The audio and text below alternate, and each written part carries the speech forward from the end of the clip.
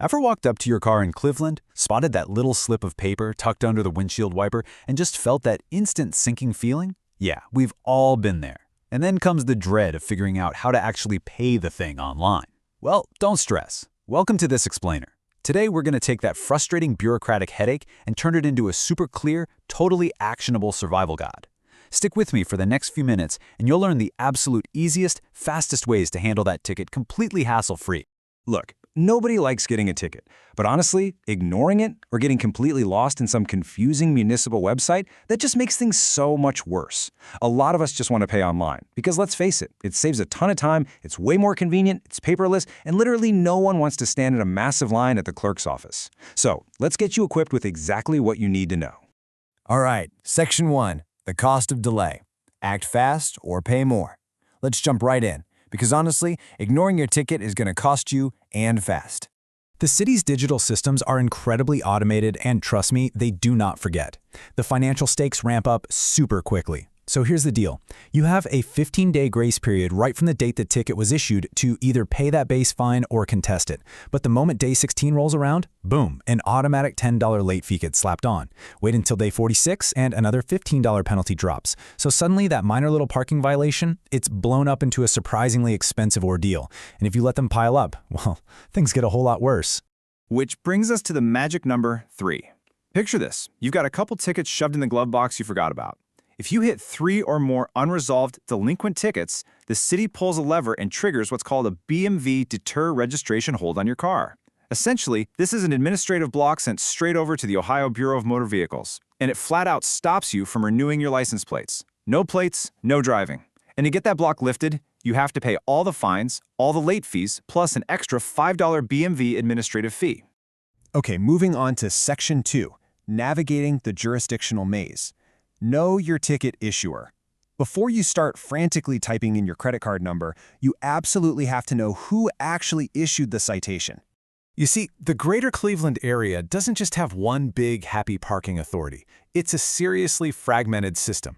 If your ticket is from the city of Cleveland proper, you're heading to one specific third-party portal. But say you were parked on the Cleveland State University campus, that goes to an entirely different university portal.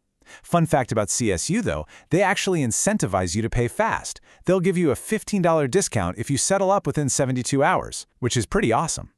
Meanwhile, the Cleveland Metro Parks? Yep, they have their own completely separate checkout portal just for park-issued citations.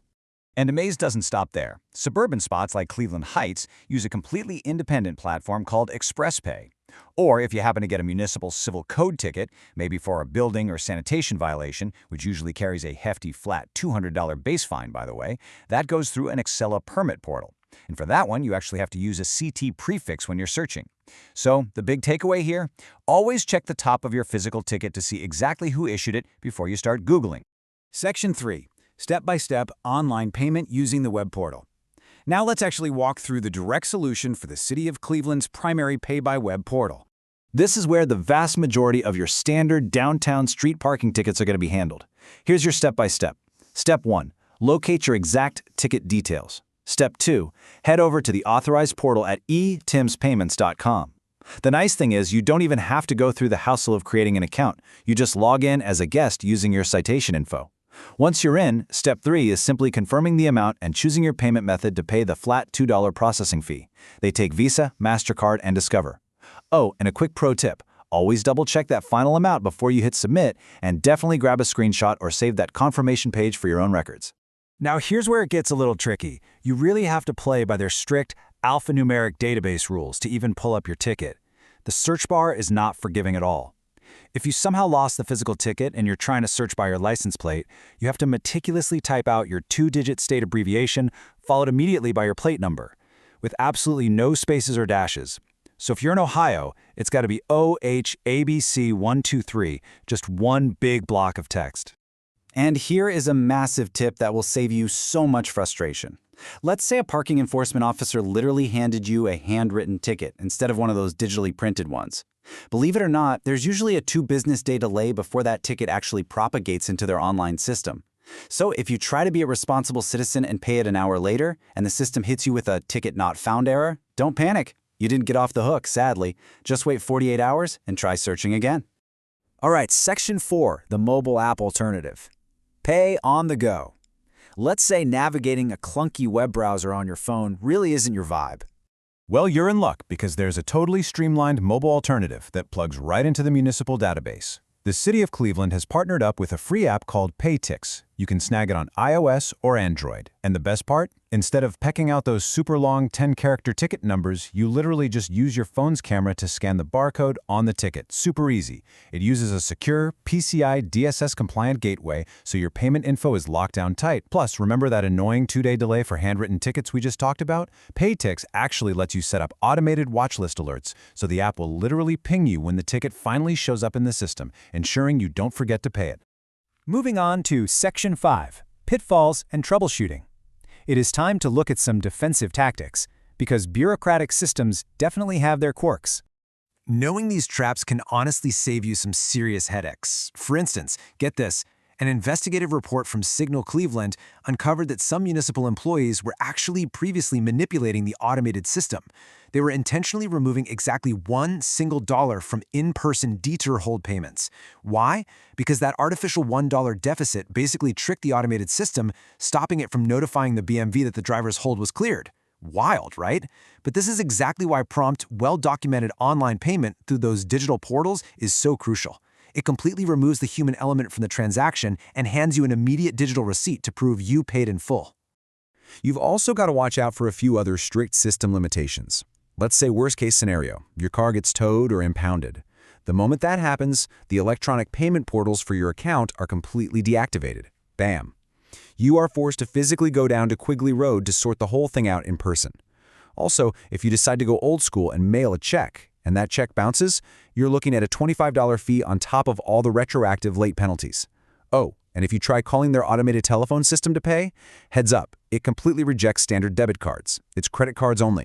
Section 6, Rights, Reform, and Tips. Disputes and the Future. Let's wrap things up by looking at your rights if you need to fight a citation and take a quick peek at where parking policies are heading in Ohio. Because, hey, you aren't completely powerless if a mistake happens. If you spot a blatant factual error on your ticket, maybe the officer keyed in the wrong license plate digit or put down the wrong vehicle color, or if you're dealing with a busted parking meter, you have totally valid grounds to dispute it. But here's the catch. You absolutely must file that dispute within 21 days. Doing that officially hits pause on any of those nasty escalating late fees while they review your case. And a huge pro tip here. If a meter swallows your quarters or flashes an error code, pull out your phone and take a photo right then and there. Visual proof is absolutely your strongest piece of evidence. Zooming out for a second, parking policy is actually a pretty huge topic right now. On a city level, Cleveland just bumped street parking up to $1.50 an hour and even expanded enforcement to cover weekends up until 10 p.m. But on the flip side, at the state level, State Representative Darnell Brewer recently introduced a legislative reform bill. His proposal aims to standardize a much more generous 30-day grace period across the whole state and cap late fees so they can never exceed 100% of the original ticket cost. So we're seeing this really interesting push and pull between cities needing to generate revenue and the state stepping in for consumer protection. Now, just a quick disclaimer before we go. While we've mapped out exactly how these systems operate today, you should definitely always double-check the specific details directly with Cleveland's official resources. As we all know, bureaucratic fines, web addresses, and grace periods can and definitely do change over time. So, the big takeaway here? You now have the exact tools, the timelines, and the insider tactics to dodge those escalating headaches the next time you get a simple parking violation. You know the exact portals to use, you know the sneaky formatting tricks, and you know how to shield yourself from those brutal late fees. Which leaves us with one final question. Next time you find that dreaded slip of paper under your wiper, which digital method are you going to confidently choose to knock it out? Let that sink in, and thanks so much for joining me on this explainer.